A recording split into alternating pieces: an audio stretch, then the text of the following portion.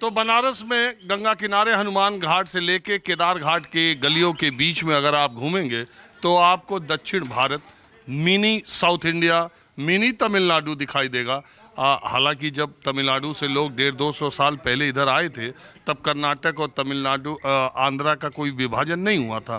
तो अगर उस तरह से आप देखें तो यहाँ पे 4 पीढ़ियों 5 पीढ़ियों से लोग हैं।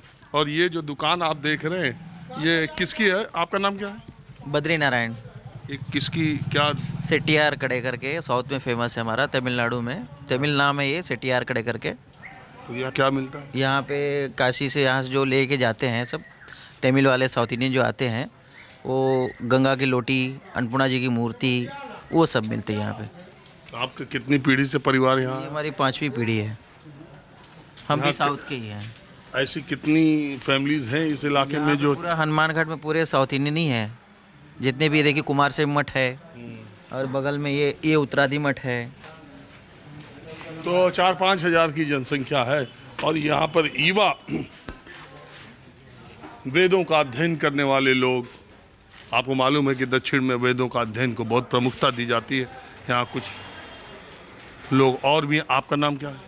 पंडित किरण कुमार शर्मा। आप कहाँ से हैं? हमारा जन्म यहीं हुआ, काशी में ही हुआ। वैसे हम कर्नाटक के हैं, बेंगलोर के। तो आप कहाँ क्या काम करते हैं? हम पौरोहित्य हैं, वेद अध्ययन और कर्मकांड वगैरह कराते हैं। आप कहाँ से हैं? हम लोग यहीं से हैं। हम लोग पट्टाभिराम शास्त्री वेद मीमांसा अनुसंधान केंद्र से पढ़े हुए छात्र हैं और काशी में ही निवास करते हैं। अभी हमारी प्रथम पीढ़ी ये यहाँ पे, ये साउथ इंडिया का ये पूरा ये इलाका है हनुमान घाट यहाँ पे। तो आप सब साउथ इंडियन से? South India. हम 20 साल से रहते हैं बनारस में। हम कर्नाटक के हैं।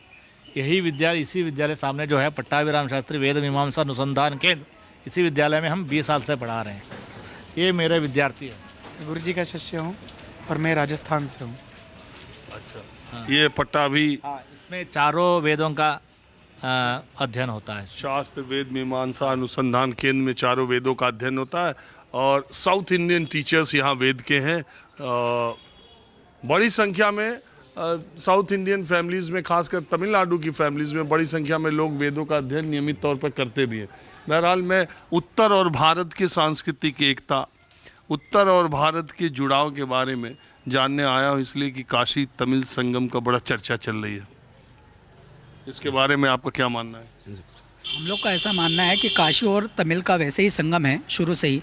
जितने भी तमिल यात्री होते हैं या साउथ यात्री होते हैं वो सब काशी को आते हैं, क्योंकि काशी को मोक्षदायिनी बताया गया।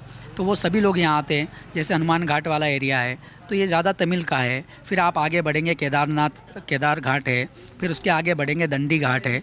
मतलब कुल मिला के ये पूरा एरिया जो कर्नाटक स्टेट घाट है, ये सारा एरिया जो अभी लगभग आपके यहाँ से 4 से 5 घाट है, आंध्रा, तमिल और उसके बाद में आपके तेलंगाना के, ये सभी लोग यहाँ आकर के तीर्थ यात्री आते हैं। वो आते हैं यहाँ पे अपने पितरों को मोक्ष के लिए आते हैं। तो यहीं पे मोक्ष वगैरह होने के लिए वो यहाँ और गया प्रमुख तीर्थ कहा गया है। तो यहाँ पे पिंडदान आके करवाते हैं। इसलिए ये साउथ इंडिया का एक प्रकार से गढ़ कह सकते हैं।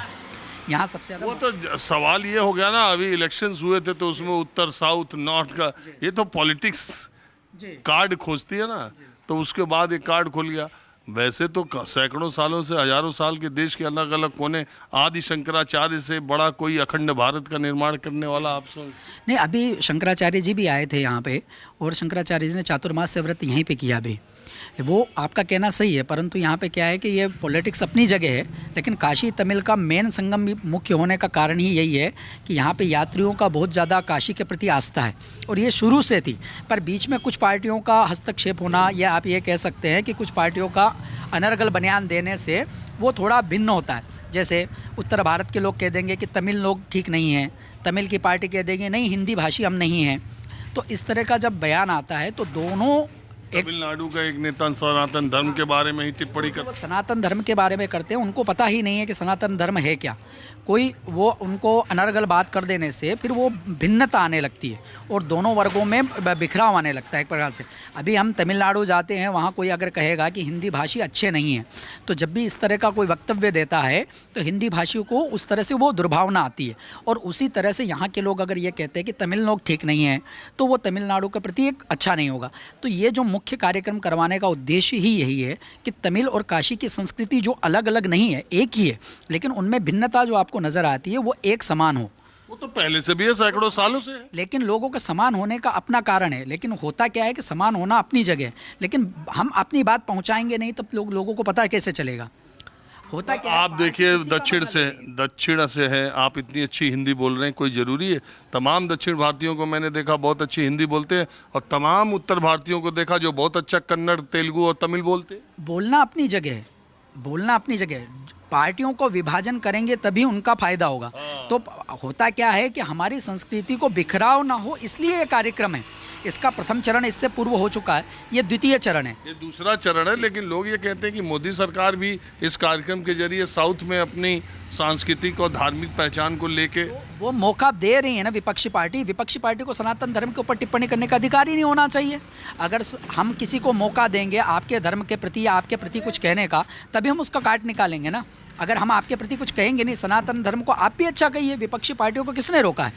विपक्षी पार्टी को सनातन धर्म के प्रति अनर्गल बयान देने की आवश्यकता ही क्या है? वो अपनी बात रखें। तो आप अच्छी तरह जानते हैं कि तमिलनाडु में धर्म से बड़ा जाति का मुद्दा है, वो उनके लिए चलता है, उन्होंने वो कार्ड खेला। तमिलनाडु में एक गांव है जहां पर मात्र एक हिंदू परिवार बचा था। उस गांव में हिंदू परिवार को पूजा करने से रोका गया। वो परिवार हाई कोर्ट जाता, हाई कोर्ट जस्टिस उसको वेरीफाई करते हैं, बाद में वहाँ पर पूजा करने का अधिकार देते हैं। तो ये आप अपना जगह कह सकते हैं कि जाति मुद्दा हो सकता है, धर्म मुद्दा हो सकता है, लेकिन मुद्दा तो है ये आप मानेंगे। सनातन धर्म हो या हिंदू हो या आप किसी ब्राह्मण हो, किसी को भी आपको कुछ भी बोलने से पहले विचार करना चाहिए। सभी पार्टियों को विचार करना चाहिए कि हम किसी की भी पार्टी के प्रति अनर्गल बातों की टिप्पणी ना करें।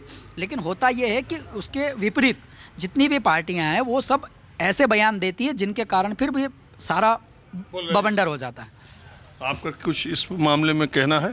नहीं, हमने वो कहा दीजिए, वो अपना बात रख दिए। नहीं, मैं ये आप देखिए काशी में रह रहे हैं और दक्षिण के रहने वाले हैं। जब ये दक्षिण और उत्तर की बहस छिड़ती है तो आप इसको कैसा महसूस करते हैं?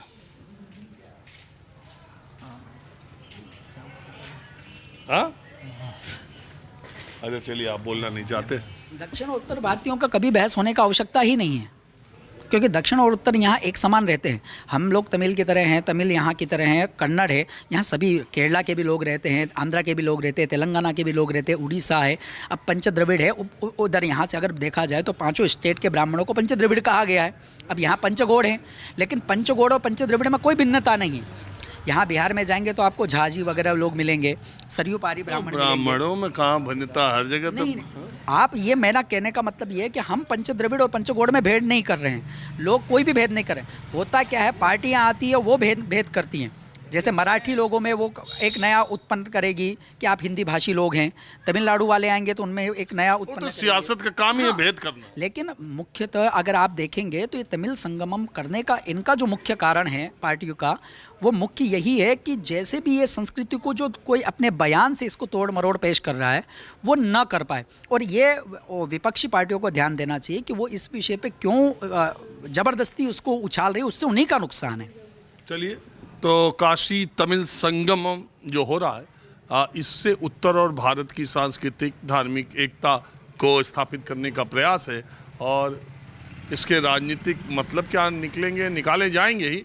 वैसे इस तरह के प्रयास सरकारों को करते रहने चाहिए। समाज के किसी वर्ग में, क्षेत्र में, धर्म में अगर बिखराव पैदा हो रहा है, अगर दूरियां हैं, तो उसको पाटने की कोशिश समाज को, राष्ट्र को, सरकार को, मीडिया को और हर व्यक्ति को करना चाहिए। बहरहाल आज बस इतना ही। कैमरामैन उमेश सिंह के साथ राजीव रंजन, न्यूज़ 24 वाराणसी।